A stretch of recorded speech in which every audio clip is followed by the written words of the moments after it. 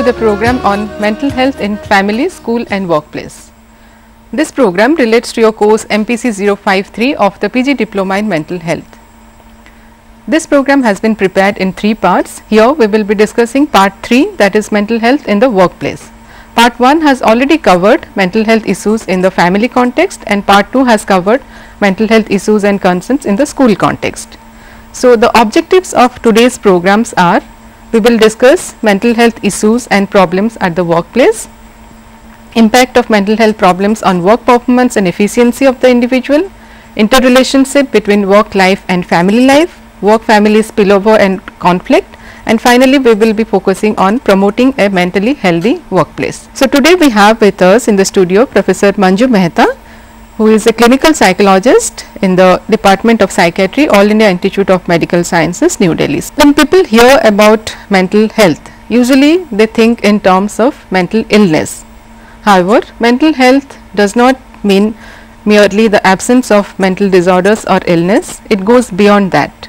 Mental health refers to the sense of well-being within the individual and also in her relationship with others around her. Let us see the definition given by the WHO. According to WHO, mental health refers to a state of well-being in the individual where the individual realizes his or her own abilities, can cope with normal stresses of life, can work productively and fruitfully, and is able to make contribution to his or her community. Hence, when we define mental health, we need to focus not only on the mental illness and disorders, but also focus on the positive aspect of mental health. We also need to talk about the development of positive social and emotional aspects, and this is more crucial in the context of workplace, because work life plays a major role in the life of the individual. It has a significant impact on the life satisfaction of the individual. Hence, it is very much important to create a healthy, conducive working atmosphere that will have a positive impact on the mental health of the individual. So, in this context, let us know from Professor Mehta, what are the issues that at the workplace that has an impact on the mental health of the individual? See, workplace is as important as family, as we discussed earlier. So, in workplace can produce lot of stress if there is people who are abusing them, especially sometimes with the people who are lower in their the hierarchy. They are abused by the bosses, that you are stupid, you are idiot and you don't know the work. So, abuse is, if it is always there. It could be harassment also, that whatever you are doing is not appreciated and you are given more and more of work. It could be bullying, it could be competition, that can be even at a people at a higher rank also, that there is lot of competition. If there is too much of work and too much of deadlines are there, that also would have a stress on a person. It also depends upon how much workload you have got, and sometimes in office environment there are favoritisms, and somebody are preferred, they are given promotions, they are given, if they want leave or if they want posting in a particular place, they would be given that. So, favoritism would also be there, and sometimes the boss may be very dominating, who doesn't listen to the subordinates, and it creates lot of job. There is also, when the work is so much and it is spilling over from one day to another, from one project to another project, sometimes there is a difficulty in maintaining balance between family and work, and the family conflict, work, all those things can also be having impact on this. So, family and work balance is also very important, and family spillover is also sometimes which lead to work stress. So, we can say that there are 2 broad factors which affect the mental health of the individual: the work environment and the work relationships, and the family environment and the family relationships. There is a particular graph also which has been shown about what you are talking about, that what are the different type of stresses in the work situation. So, this particular graph is saying that the financial problems, they are the maximum stress, like you are not happy with what you are earning, and you work more, you get less. So, that is also one of them. family also plays the second important role according to this graphical representation that has come. Then there's social issues, how much you are accepted in your work environment, and then it next comes is other category, and then a very small percentage is where it is because of competition and rising living standards. So what you are saying is absolutely true. It is family or tension related to financial part related to the job. As I said earlier, like when we talk about the workplace, stress comes out as a major factor affecting the mental health of the individual. Actually, stress can be considered as a factor as well as a consequence also. Sure. So what are the factors leading to work stress? See, before we go on to, let us see that when the stress is there, then how it affects an individual, because that is also very important thing. So almost the adult health problems, if we look at 43% of the adult health problems are due to work stress. And in this 75 to 90% of all the visits which are made to the doctors for primary checkup, they are all stress related problems. These days we talk about diabetes, overweight, hypertension. So there are a lot of problems which are just because of stress.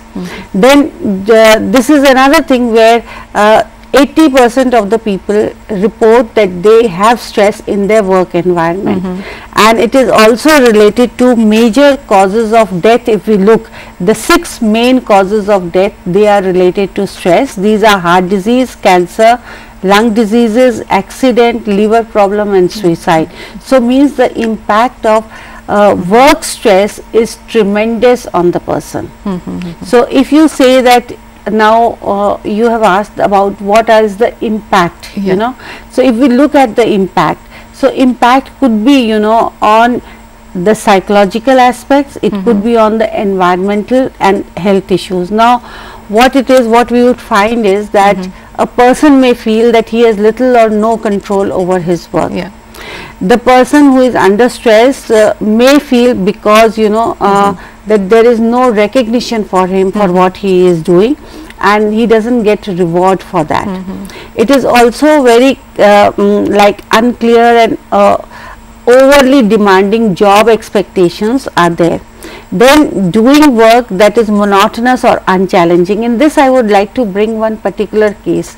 This person was working as a storekeeper, and this person came that he is feeling he doesn't want to come to work, he doesn't like his work, he doesn't, and because of that he was having multiple aches and pains and even headache and all. And when entire history was taking in all, what we found was that he found every day he is doing the same thing and he doesn't like that. So monotony in work and unchallenging, if especially you are a creative person, then it is very important that your job should match with your creativity. That is very important.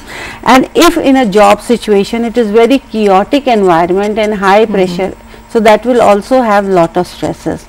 There are some jobs or work situation in which there is a legal role conflict is there. Like you are supposed to do one thing, but according to your post designation and all, you are supposed to do something else. Your qualification is something else. You are asked to do something else.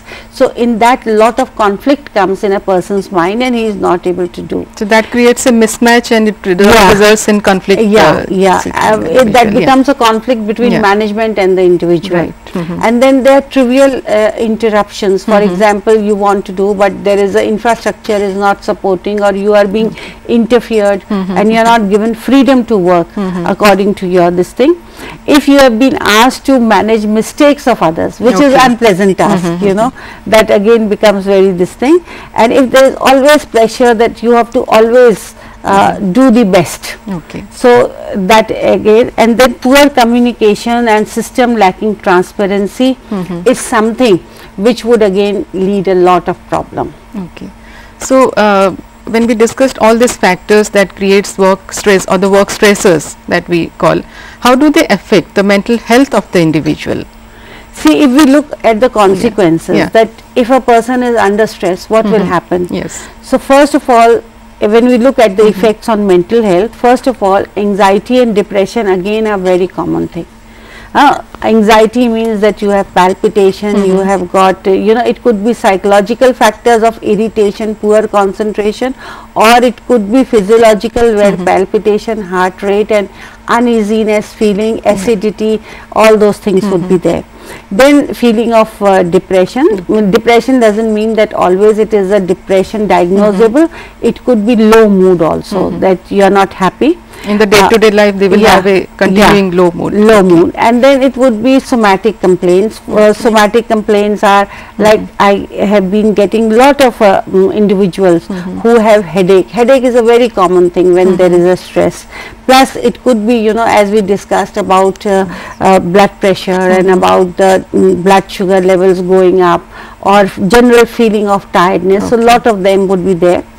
Paranoid ideas are also there, that if I'll not reach in time, today I'll be marked absent, or somebody is watching me and I am not being appreciated. So paranoid ideas again make you very unhappy, and you feel you're always being watched by something.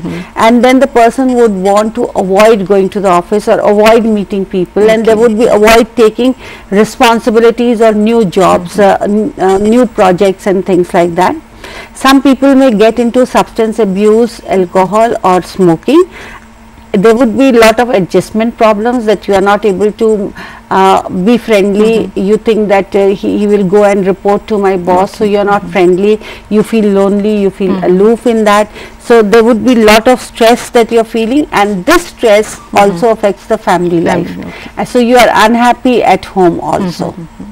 So when we talked about all these problems at the mental health problems at the workplace that might result from the work stresses, so now what are the causes of these mental health problems, and how does it impact the work of the individual? See, whenever there is a mental health problem, it's very costly, because it also leads to disability. And when it leads to disability, then it has been done. There was one ICMR study, and which they said that people had symptoms, but since they were not aware, so 70 to 80% were untreated. So when there is untreated, again there is there is a loss in productivity, there is sick leaves are more, they are not able to attend to their other duties. There have been another study which has been done, that is WHO Global Burden of Disease study, in which they found that because of these stresses, there had been neuropsychiatric illness, which is almost 11%, and then depression is 4%.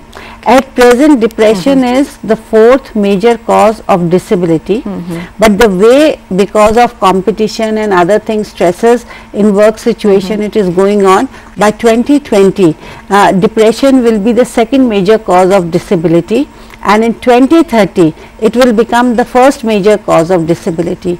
So this gives an idea that for any particular nation, if there is so much of mental health issues or mental health problems, it is going to have a tremendous cost, involved in giving treatment, and also due to their absence, it will have effect on their productivity. So it's very expensive to have a people who do have mental health problems. So it will have a cost to the nation, in essence, output also.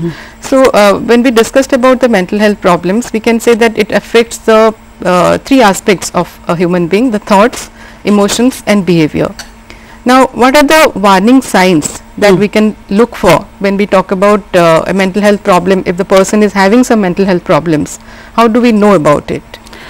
See, there are certain warning signs. So when there are warning signs, and first of all we are going to look at what is the physical functions. If a person is under stress, it would affect his appetite, his sleep, his weight may change. The person may become obese, or he may become underweight. There would be change in his sex libido drive also. There will be lot of complaints of headache, and other physical disorders may come up in that. So he may not feel up to the mark. That person may feel. They would be also having effect on the mood, and there will be lot of irritability, and there would be sadness and anger outburst. It would also affect their cognitive functions, and that would be that you find that every time the person is making mistakes, he has poor concentration, he is forgetting and he is making mistakes. So all that will be his cognitive functions, and his behavior. There would be restlessness, lack of motivation. You can see that the person, the way he was very effective, very good in his working earlier, now he is absent-minded and he is making mistakes. He is not as responsible as he was earlier. So you find change in his personality and change in his working pattern. Okay. So as we know, like work occupies a central place in an adult's life, and work affects the family life, and family life also affects the productivity of the person at the workplace. Now, can you further explain this interrelationship between the work life and family life? Family is again a basic foundation. Yes. Lot of people say if they have work stresses and if they have family members who understand them, they can go and ventilate and talk to them, and they feel that their stress is reduced quite a lot. So that means it's very important for a family to act as a social support and as a buffer. Then there has to be a healthy communication. If the person is depressed and he remains quiet in the family and doesn't talk to anybody, it would lead to, you know, communication gap, and people will not understand what is disturbing him, and the family may think that he is disturbed with family, whereas it may be that the work is there. Also, the person, family has to engage him in pleasurable activities, so there is a distraction for him. He is able to forget his, you know, problems at work, and their family can facilitate in providing relaxation, physical activity and healthy behaviors in the person. So that means if family support is there, you can win over the battle of stress at work. And these things. Okay. So as we saw here, there is a spillover from the work to the family, and also from the family to the workplace. Okay. And the problems at the workplace not only affects the individuals, but also affects their family members, their co-workers, and also the community at large.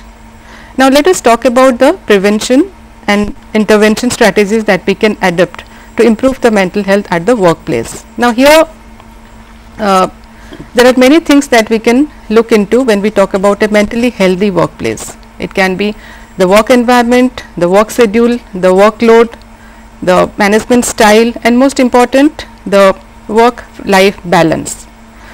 Now, a proper work environment and a proper work relationships are most important for crucial health. The progress from mental health to mental illness, it can be described as a matter of three things. These are ignorance, prejudice, and discrimination. Ignorance is the problem of knowledge. Many times we have lack of knowledge, lack of awareness about mental health problems. And also prejudice is the problem of negative attitudes. Discrimination is the problem of rejecting and avoidant behavior. At the workplace we have prejudice and discrimination with regard to the persons having mental health problems. So when we talk about improving mental health at the workplace, we need to focus on removing ignorance, prejudice, and discrimination. Now hence we can say that there has to be an all-out effort for promoting mental health at the workplace. It is that all the people at the workplace has to be involved in promoting a healthy healthy workplace. Now Professor Mehta, what is the role of the organization with regard to promoting a mentally healthy workplace, especially when we talk about the work stress? So how to go about it, how to improve the workplace with regard to this particular aspect? These days a lot of organizations are taking this into consideration.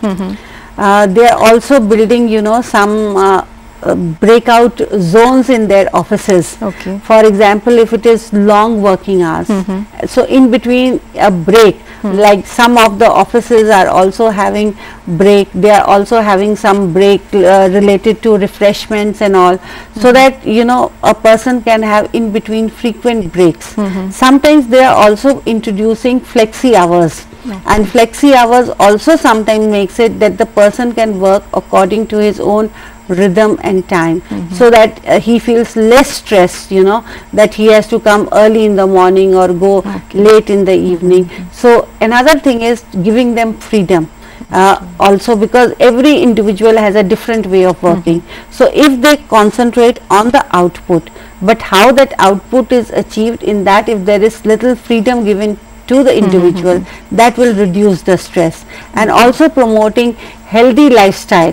For example, infrastructure should be there, that proper infrastructure has to be there to reduce the stress, like sitting for a long hour in one particular position. If they can change, you can do lot of, you know, in between they can have some activities that would also help. Also, I think this concept is also there, like in some offices or at workplaces, they have this, like they go to the balcony and have the meeting. So you have the fresh air. So that also impacts your change of environment also. That also can be a strategy to enhance the mental health when we talk about improving mental health at the workplace.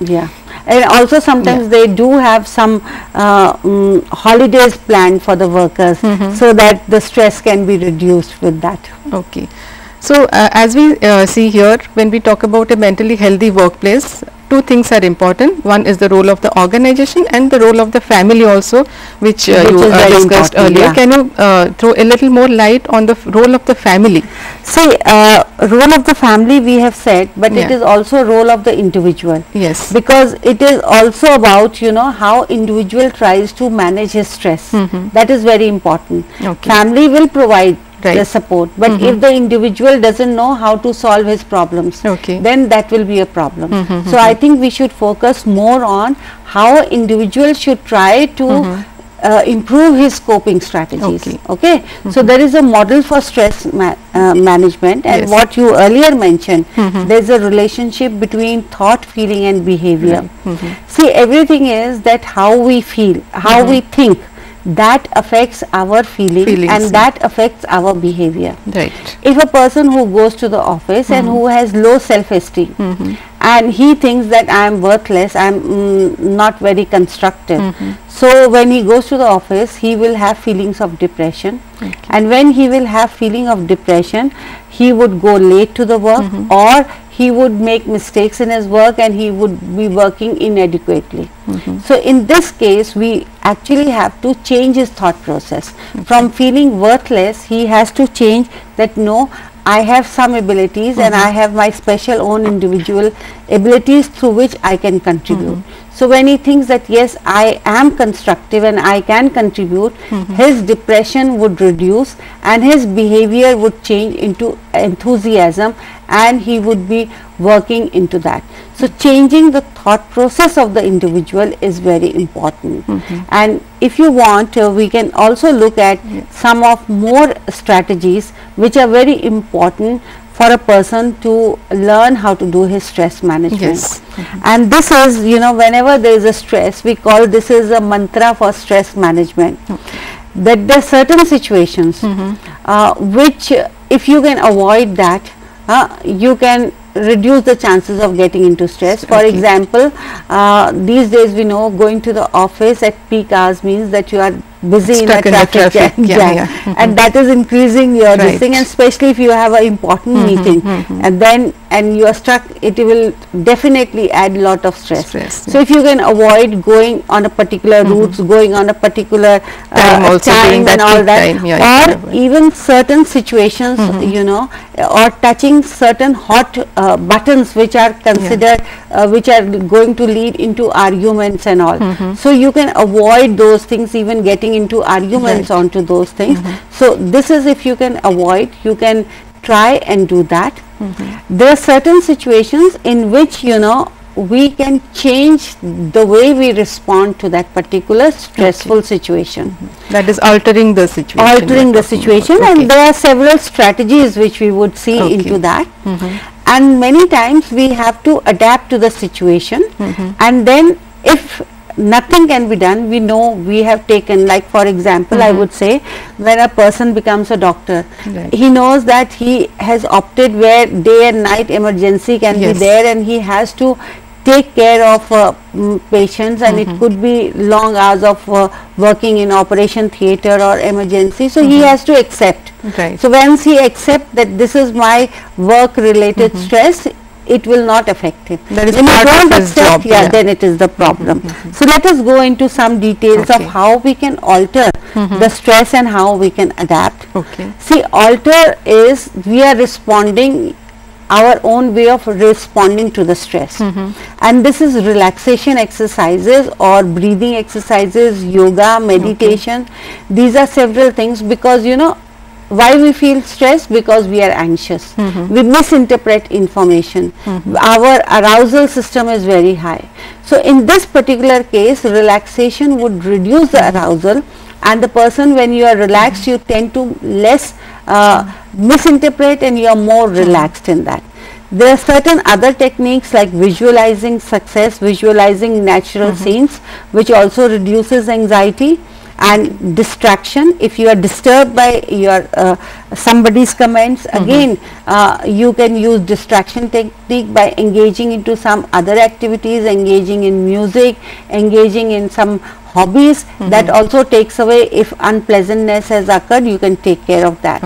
Time management and problem solving skills are very important, which a person needs to develop to overcome stress in office situation.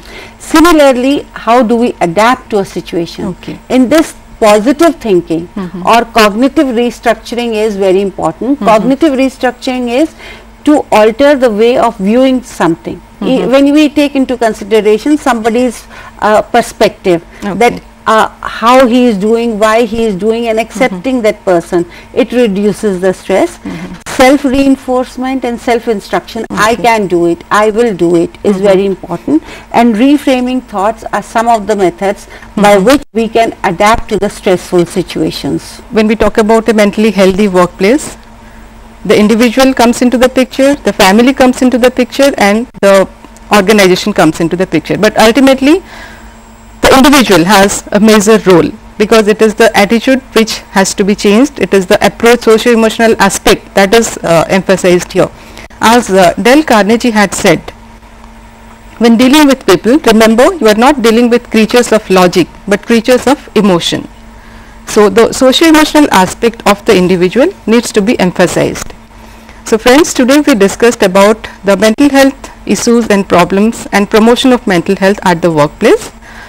And the benefits of a mentally healthy workplace are many. So that is why the organization has a major role here, and the perspective that the organization has, that matters a lot. So thank you, Professor Mehta, for joining us today.